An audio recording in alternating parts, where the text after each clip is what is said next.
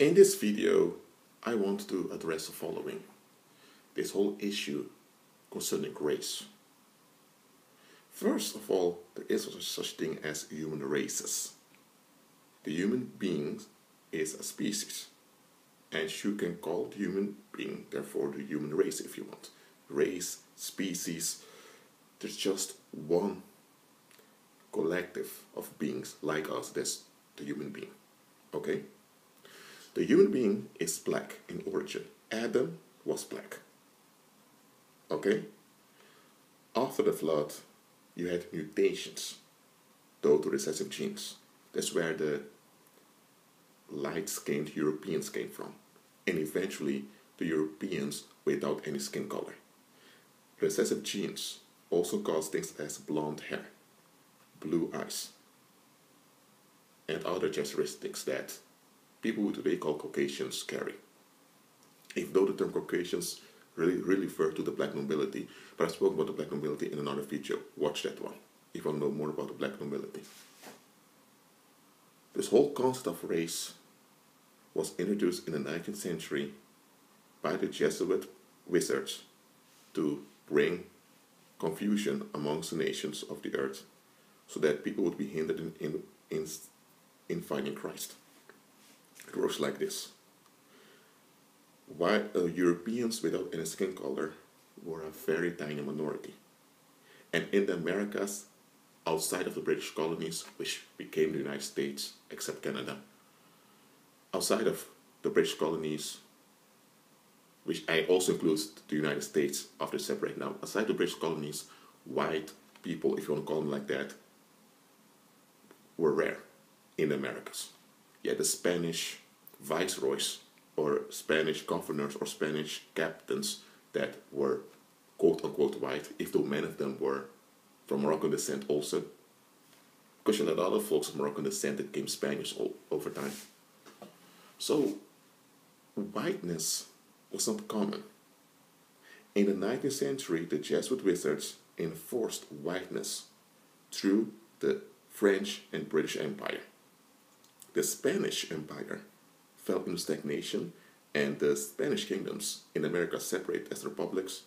So now the French and British extended themselves in the world's affairs, and through diplomatic and maritime violence, they established a Franco-British rule, in a sense that the French became dominant in diplomacy and the British dominant in economics. And that's why today English has become the spoken language of the world when it comes to economics and also politics.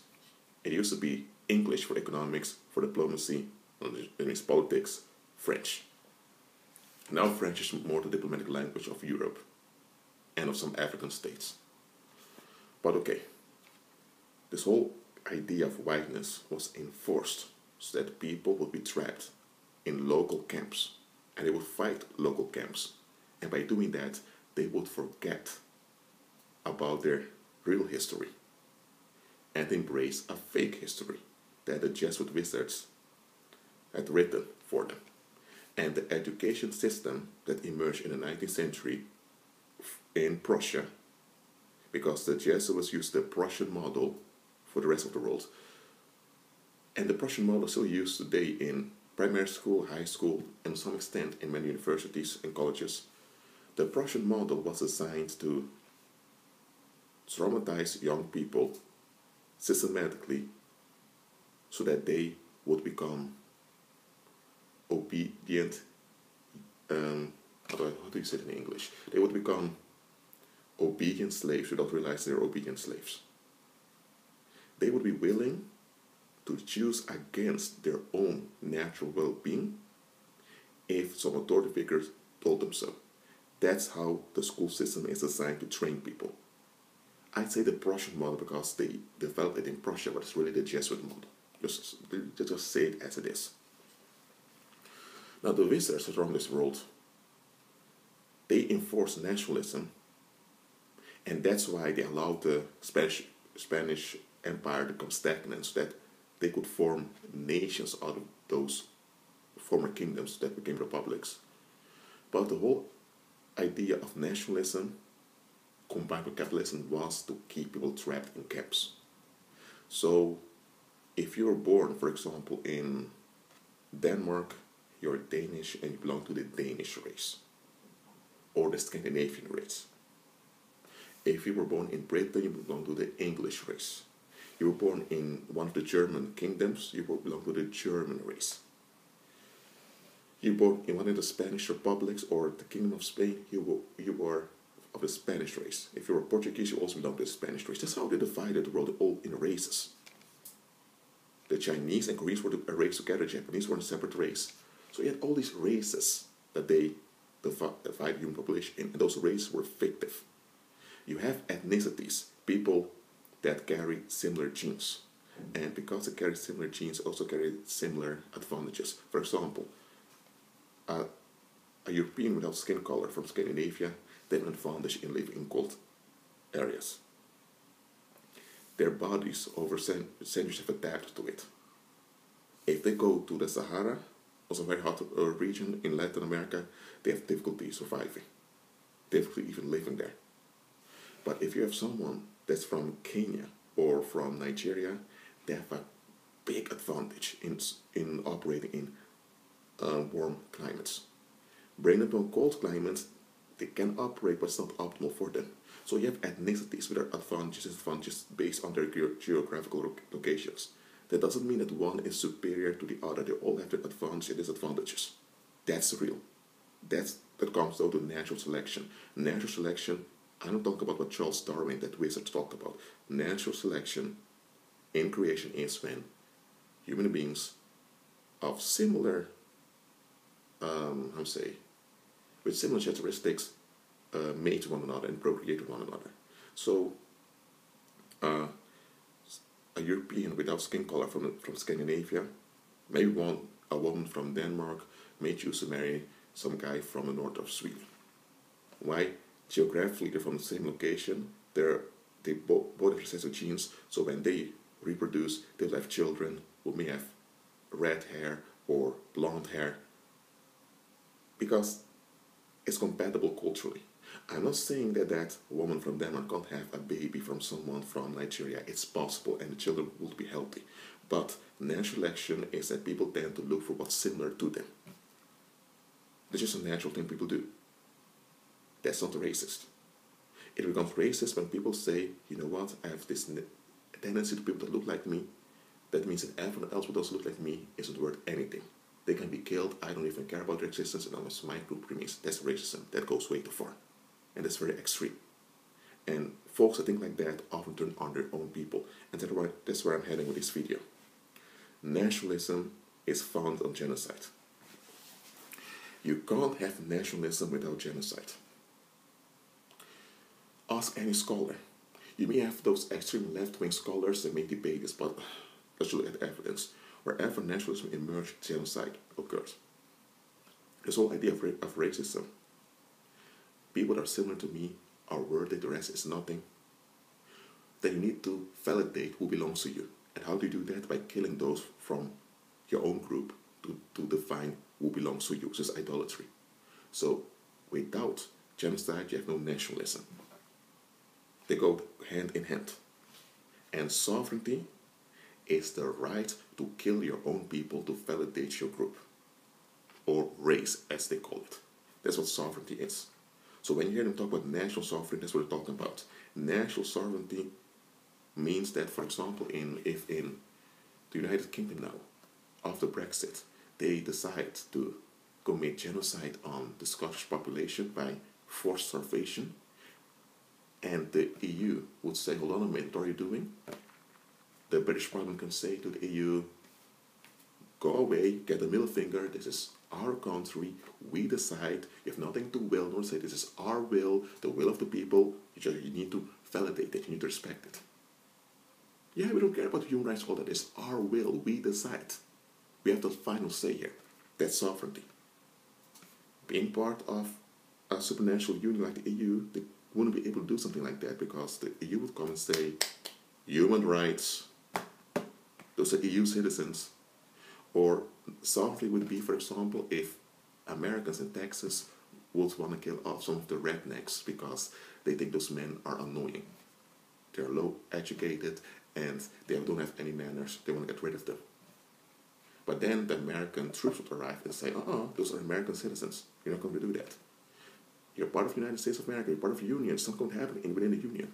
So if the people of Texas will want to continue with this genocide, would have to separate from the Union and become a separate republic, separate from the American Union. Then they would have sovereignty. They would have the right to kill their own and to validate themselves. So nationalism, racism, and sovereignty, they all go along. You can't have one without the other. And this whole thing of nationalism, racism, and sovereignty is intended to keep away from serving Christ.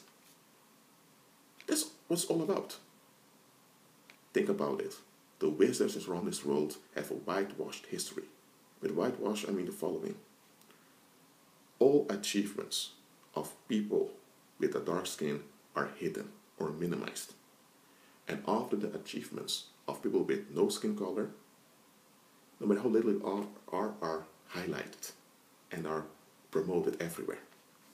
For example, when the 13 colonies separate from Great Britain, many of the whites in those 13 colonies didn't want it, so there was chaos.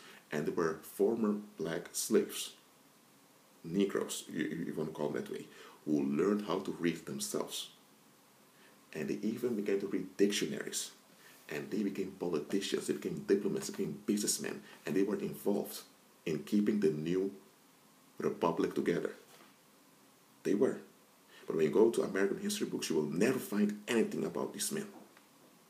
And there were white scholars on TV that came out and revealed many of the black stakeholders of the republic.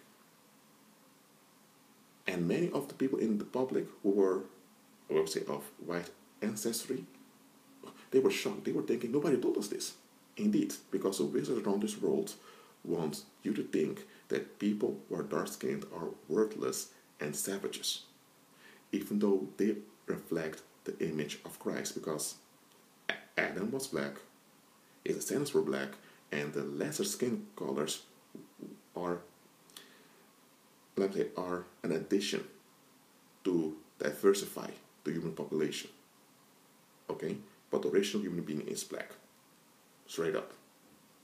Christ, when he came from the tribe of Judah, which was black also. The Judeans that migrated to Africa became known as Negroes, and they were scattered throughout the Americas and in diverse other places through the transatlantic slave trade.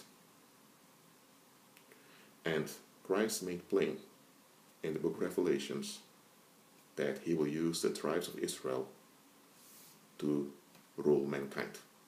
And if you read in other prophecies, Judah has a scepter. He has selected the tribe of Judah, because the tribe of Judah reflects his image the most from all the other ethnicities on the earth. Doesn't mean those other ethnicities aren't worth anything. They are worth something. They are valuable. But Christ will primarily use Judah. That means the Judean ethnicities of today to do his mighty work. So he will not put any other ethnicity first than Judeans. He will use the Judeans and the other scattered tribes of Israel to bring mankind under his rule. So all the other ethnicities, whether it's a Chinese ethnicity or a Korean ethnicity or a Southeast Asian ethnicity, they will all fall under the stewardship of one of the tribes of Israel. And Judah will be the first. That's not racism, that's just how Christ operates, because he will both honor his own image as well as the promise he made to Abraham. Okay? So God does want diversity of ethnicities, but diversity of ethnicities in harmony under his rule. And in his rule, he has put Judah first. The rest of the tribes follow, and then the other ethnicities. So any ethnicity on the earth that has any type of hostility against Judeans, they are cursing themselves. Because God will not go against his plan. Never. So that's it for now. Keep believing in Christ and be at peace.